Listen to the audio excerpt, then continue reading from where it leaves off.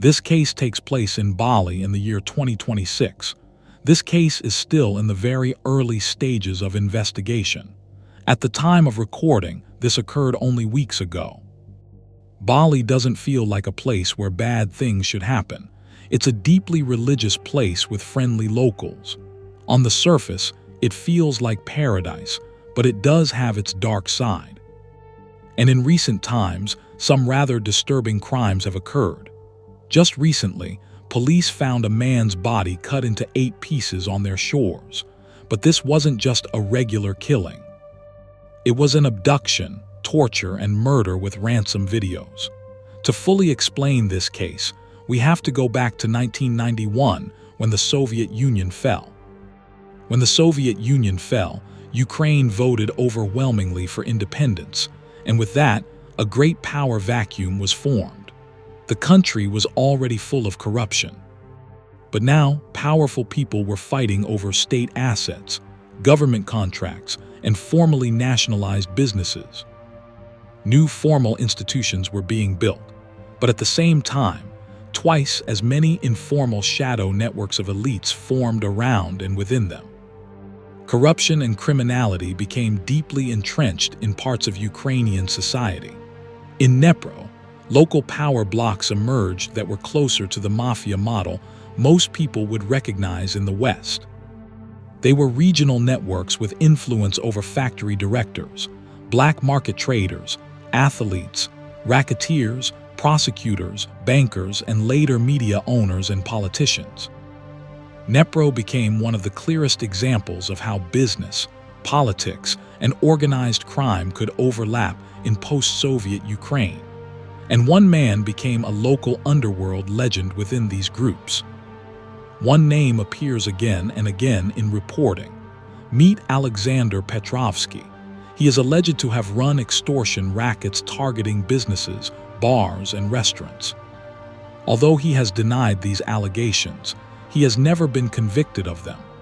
Regardless, he became incredibly wealthy, and he donated a lot of his money to Eastern Orthodox churches. By the year 2000, he had a son named Alexander, who now goes by the name of Yermech. Yermech grew up inside this underworld.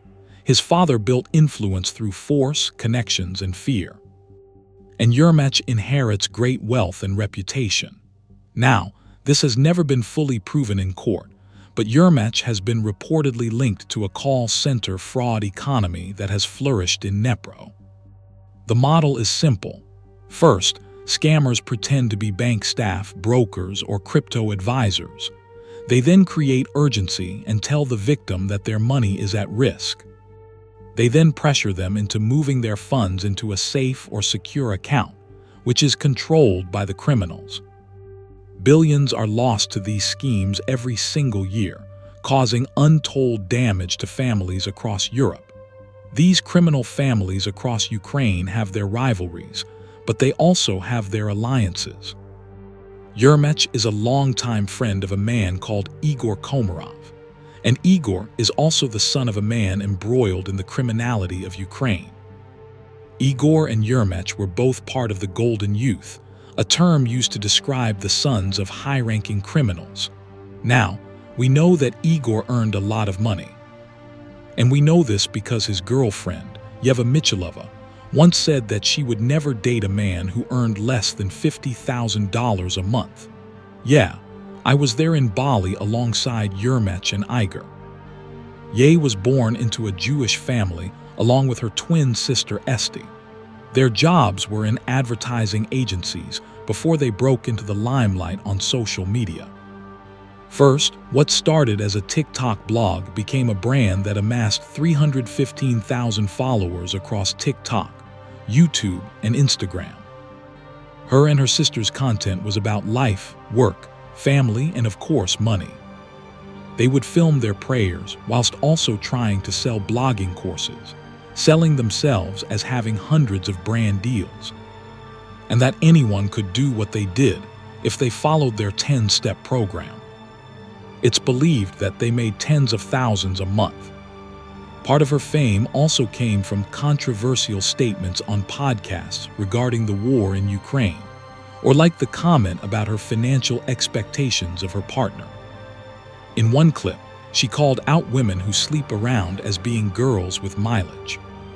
The details of how Igor and Yeva met are not widely known, but as of 2026, they were together and celebrating Valentine's Day on the island of Bali. What happened in Bali leading up to the kidnapping is only known through the lens of Yeva's social media posts. On the 11th of January, Yeva posted a reel. Because of this post, her friends, family, followers, and more importantly, any adversaries they had knew they were in Bali. On January 17th, the posts continued with Yeva posting something which translated to, "Can I assume the island didn't accept me as she is seen getting hooked up to IV? This is something fairly common in Bali. Bali does have a huge drinking culture, and the food can sometimes make you sick, both of which people use IV to get better." This was among other clips of Igor and Yeva eating food, smoking shisha, riding through caves on quad bikes, and photo shoots in the rain. On the 3rd of February, there was another photo shoot. This continued for a few days. They had their Valentine's boat day trip. Yeah, posted, "Fuck 14th of February. I love you every day." Ego bought her flowers, and this marked their last full day together. During that day, Yeva was still posting normal lifestyle content on Instagram. One of the posts showed her getting ready, and in the video, she talked about the book The 12 Chairs by Soviet authors Petrov and Ilf. This novel is a famous satirical story about a conman and a former aristocrat searching for hidden jewels inside the 12 Jez cafe. Later that evening, Igor went out with several friends to practice riding motorcycles on a steep, hilly road in the Bading area of South Denpasar. One of the friends he was with was Yermech. However, the fun stopped at 10:20 p.m. Igor was towards the rear of the group, and they were on a straight stretch of the road. Then suddenly, a black car intercepted the group. Multiple men rushed out and headed for Igor. Witnesses described the attackers as moving rapidly and coordinated as if it were carefully planned. Igor's friends managed to stay free of the kidnappers. Yermech was also ambushed, and he had to defend himself. He pulled out a knife and stabbed an attacker. This was enough for them to leave him alone. The same cannot be said for Igor. Igor was simply overwhelmed, and he was pulled into the vehicle. There was nothing that Yermech could do. The car drove off, leaving behind the motorcycle and witnesses in bewilderment. The friends who escaped alerted the authorities immediately, and shortly after, an investigation began. At roughly 11:50 p.m., officers went to the scene and began taking witness statements, and the police began to look for the vehicle that took Igor. But over the next 3 days, everything went quiet. There seemed to be no clear leads, but at the same time, Yeva's public-facing world looked eerily normal. On the 17th of February, she posted a paid collaboration for electrolyte water. And on the 18th of February, she appeared in a joint podcast-related Instagram post. Her boyfriend had just been kidnapped. In those early days, she didn't issue a statement about the kidnapping. By the 19th of February, the police finally had a lead, but that lead was like no other. It was in the form of Igor's first ransom video. Igor appeared to be bruised and visibly injured. He appeared to be reading under a tree. He pleaded with his parents to return $10 million that he said he had taken from the kidnappers. He said he would repay everyone for the money that he had taken. If this wasn't already dark enough, it got way worse. Igor said that he had had part of his limbs cut off and raised a bloody rag over where his hand used to be. He also said that his legs and ribs were broken and that infection was setting in and that soon he would die. Igor also explained that no gangsters and no police would ever be able to find him. He said that once the money was paid, he would be returned to the place where he had been taken. On the 21st of February, this video began spreading across Telegram channels and social media. And now the investigation changed shape. It was no longer a missing person hunt with a kidnapping. It was now a public ransom case, which was all over the internet. Bali police said that they were checking the authenticity of the videos and trying to identify where they had been uploaded from. But around the same time, another clip surfaced. This time it was aimed directly at Iva. In that message, Iger told her not to believe rumors that he was already dead because this would prevent someone from sending the ransom. He said nobody would find him, so don't try. And again, he reiterated that he needed urgent medical help because his infection was getting worse. Ego was so desperate that he even asked Iva if she could speak to her family and see if they could pay the ransom. In another clip, Igor appears to talk about scam call centers and mentions other people, including Yermak, as being connected to that world. Things were now becoming clear, and it seemed that there was some credence to the claims made by Ukrainian media about Iger and Yermak. By Monday, the 23rd of February, police had another lead. A foreign national, identified only by the initials, CH, was arrested in West Nusa Tenggara. Investigators say that CH rented one of the used cars in the kidnapping under a false name. In late February of 2026, police started to back-calculate the route from the scene. Police processed CCTV and GPS data, and they mapped the movements of the rental car and two motorcycles.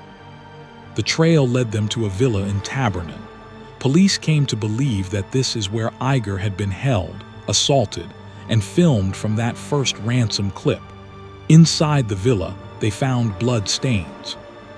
They also found blood in the rental vehicle, but it would be on the 26th of February that the case turned from a kidnapping to pure horror. Ego's time had run out. Human remains were found on a beach. He had been cut into 8 pieces. The body was too decomposed for soft tissue DNA. So, investigators sent 6 bones to the National Forensic Laboratory. 2 visible markers made police suspect that this was Iger. They were his tattoos resembling a Virgin Mary image and a watch face in Roman numerals.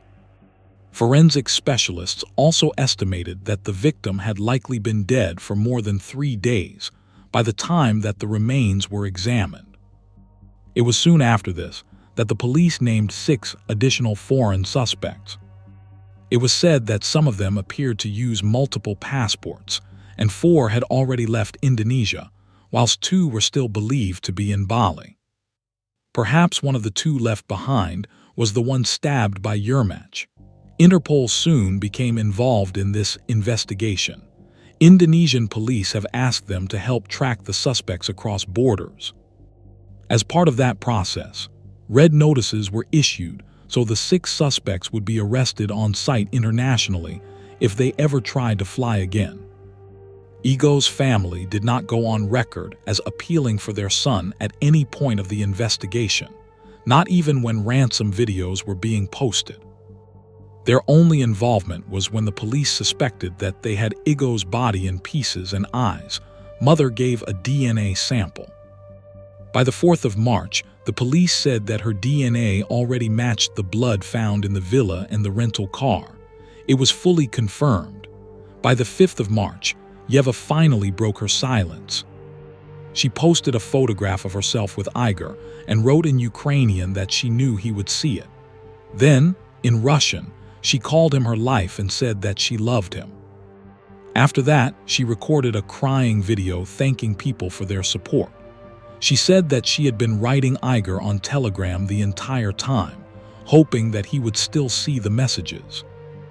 Meanwhile, the Indonesian police are still in the hunt for the 6 suspects whose initials have been announced: RM, VK, AS, VN, SM, and DH.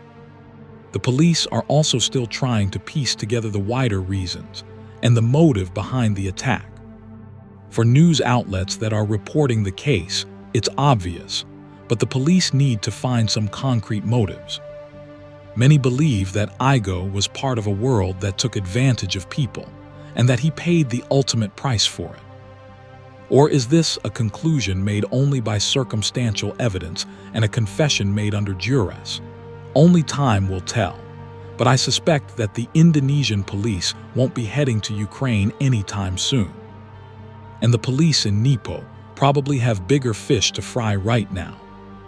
It's likely that the case will probably fade into obscurity and be renowned for one of the most chilling sequences of ransom videos on the internet to date.